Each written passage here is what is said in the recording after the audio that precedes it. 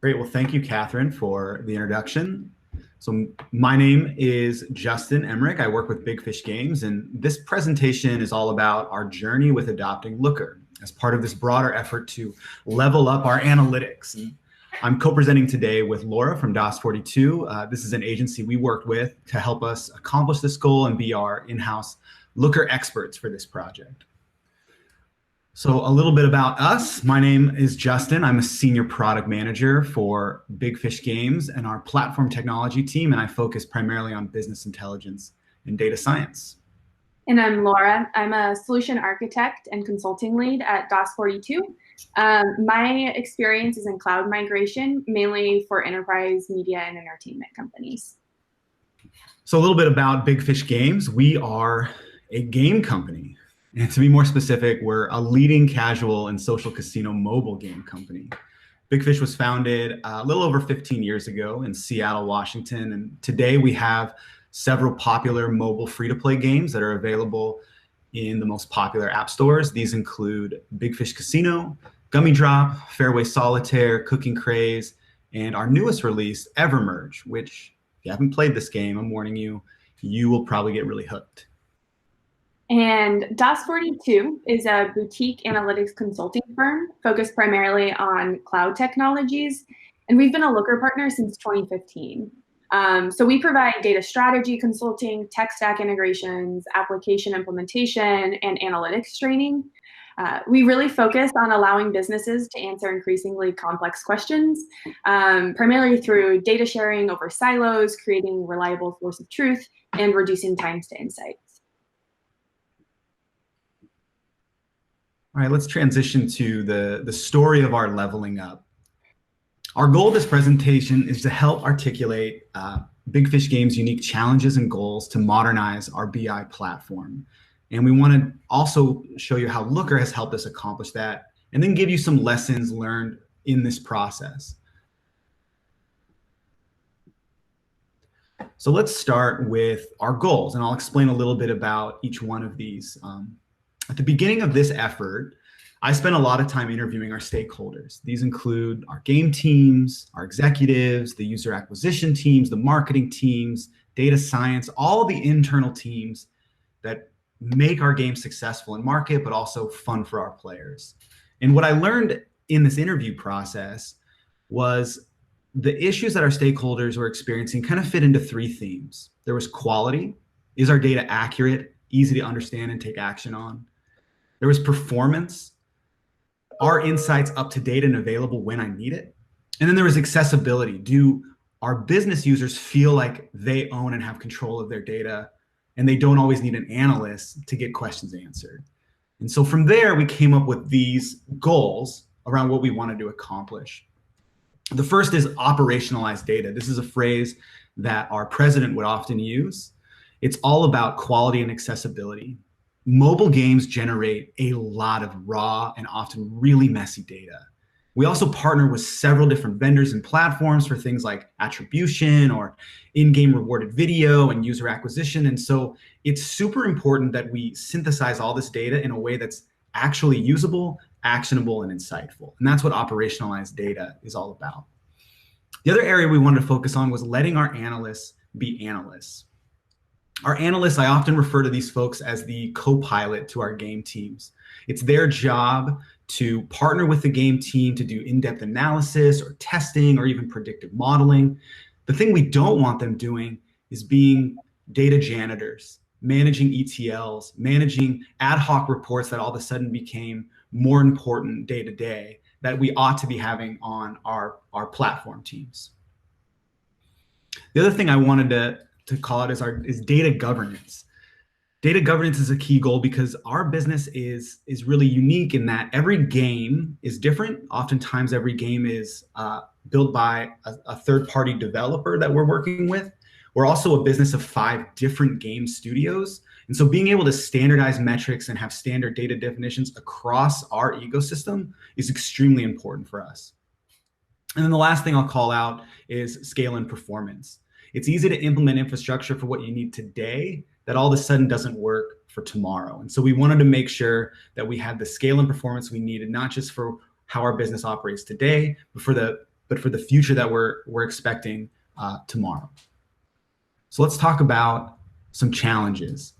Part of the reason that quality, performance, and accessibility was a problem for our internal stakeholders started with this disjointed infrastructure. Our legacy systems that were on-premise, data was flowing into multiple different places, and it was really difficult to synthesize that across so that it was meaningful to our business users. The other area was just limitations from our legacy platform. And I'll specifically call it areas of data governance. Oftentimes, reporting would get built in an ad hoc way, and that report would become a first-class citizen for a certain team or other area of the business.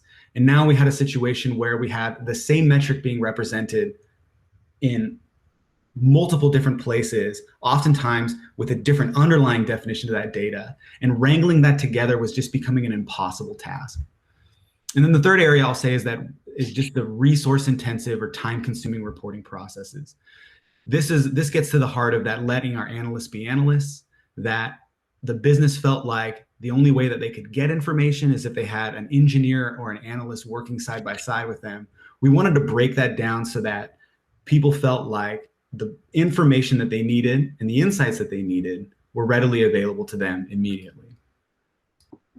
So then what was the solution we really brought given these business needs?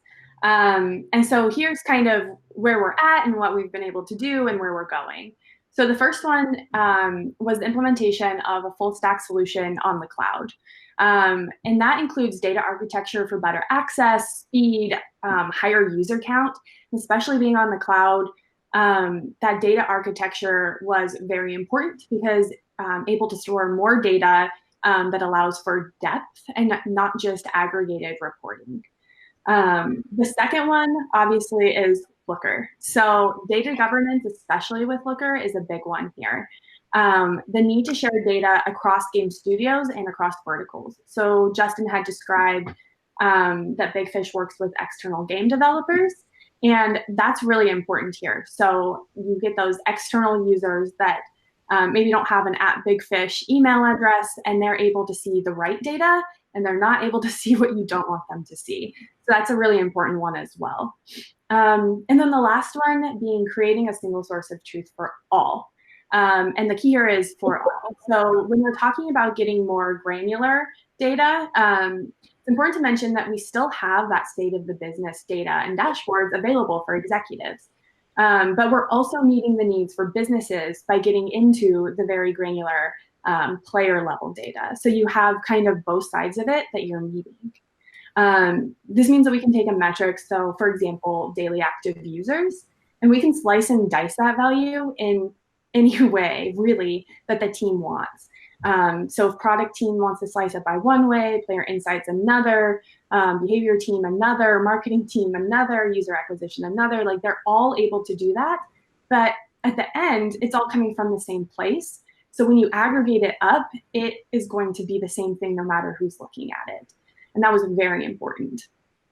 And I would say a big part of the solution and advice for anybody that's looking to move to Looker or is starting to implement Looker is don't just look to lift and shift what you currently have. You can do that and it's going to be great, but you're just going to end up with what you had. If you really want to see the ROI, I would say, what are your real priorities and focus on those and go for depth. Don't just go for breadth or parity, like let's go deep and really see what insights and what new things your business can bring. So the next one here, let's moving into some of the more specific results. So a big one is the self-service model. That's really insights on demand. So as Justin had said, what it means is no more bottlenecks, especially with custom reports.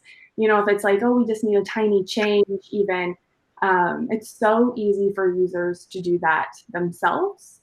So everything from like small changes to completely new reports, that's really all available for them to do on their own and is removing that bottleneck. And another big one here is getting people to shift away from the most popular button on a lot of very old platforms was export to Excel. And so now with Looker, you can do all of that analysis within the tool itself.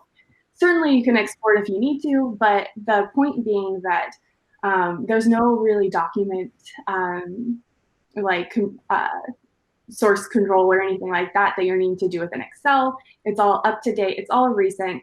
And it's collaborative. So you can grab that URL and share it. You can grab dashboards. You can share on dashboards. And it's really allowing people and teams to collaborate together.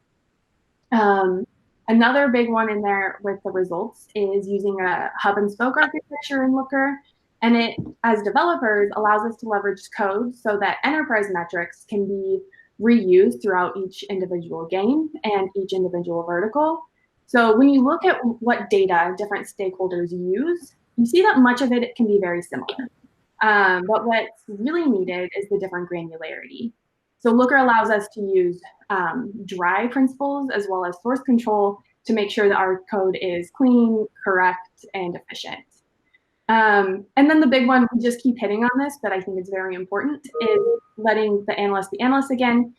So no more of that ad hoc reporting. People can share and schedule data. They can make that visualization exactly how they like it. But another thing here that I want to add and that we've already seen benefits on is that the data science and data analytics teams have already started creating new things that we're able to bring back into Looker. So we'll see some of these on the next slide, but something like machine learning or NPS data, all of that, like these are new value add things that since they've freed up some resources, they're able to bring back and we're able to now implement within Looker. So we'll talk a little bit more specifically. I mentioned that our newest release was Evermerge, and one of the things that Laura touched on was going for depth versus breadth when adopting a new platform and even Looker as that front end. And so one of the things we did early on in this project was we moved away from the lift and shift, and we decided to go very deep with one of our most important titles. And this allowed us to provide not just parity from what we had on our old system, but provide a whole lot more insights and more self-service to our business users on this important title. And so I'll let Laura speak more specifically to some of the benefits we saw with this initiative. Yeah, so I also want to say I think Evermerge might be one of the most fun games I've played, but I also think it's one of the most beautiful games I've played. So just, you know, I would definitely recommend taking a look at it because the graphics are just gorgeous in it. But a big one here, especially with Evermerge, because it was a worldwide release that they were working on, and we had to get Looker set up in order to handle that. It really allowed us to have a little bit more fun with it as well and bring in a lot of different insights and really, like we keep saying, go deep, bringing a lot of new things to the table and putting it at the product team's fingertips. And this really allowed the team to be anticipatory of players' behaviors and game performance and plan and pivot their like advertising, the marketing, development, operations, procurement efforts, and spend, especially accordingly, all while using that single source of truth. Yeah, and then with Looker as our front end, we started to see a lot more deeper analysis that was actually happening, specifically for this title, where we had these strike teams coming together, folks that were part of our data science group, our analysts, the game teams, finance, all coming together. And the thing that's gluing those conversations and getting that analysis to be very deep, insightful, and actionable was the fact that Looker was oftentimes what was being presented the entire meeting. And so we could pivot from one domain to the other, go deep into analysis, do ad hoc on the fly analysis in these meetings, and come out with really specific actions we'd want to take, mainly to make the game more interesting, more fun for players, and just a better experience in market. And that was so different than how things would get done in the past, where oftentimes teams were more siloed and their responsibilities to a game were much more fractured. And so for us, it wasn't just about having reporting that did maybe the high level aggregate KPIs that all game studios would produce, but it was about being more collaborative on the things that make the game more interesting, more differentiating, and more fun for players. So to kind of summarize up what the leveling up process looked like, it did start with just a tech stack overhaul. We moved away from on-prem legacy systems to modern cloud scalable systems like Google BigQuery and Looker as our front end. We were able to use those tools to implement data governance, build a better data strategy that provided a lot more collaborative, actionable insights for our business teams. And the one thing I can't emphasize enough is that as you're thinking about doing something similar, we do recommend don't go for that breadth. Initially, we started this project with a lift and shift model, and that was the wrong approach. The right approach is to take a specific domain and do this end to end, because you can learn from it. And the nice thing about what Looker provides with a lot of its development tools is you don't have to start from step one to kind of do it again to that next domain. You can use that hub and spoke model to build on the hub you're building to create value in these other domains as you incrementally add them on. So with that, if you have any questions, please put them in the chat box, and we'll make sure to follow up with you and get them answered. And just thank you for joining us today. Yeah, thank you so much. And thank you, Catherine.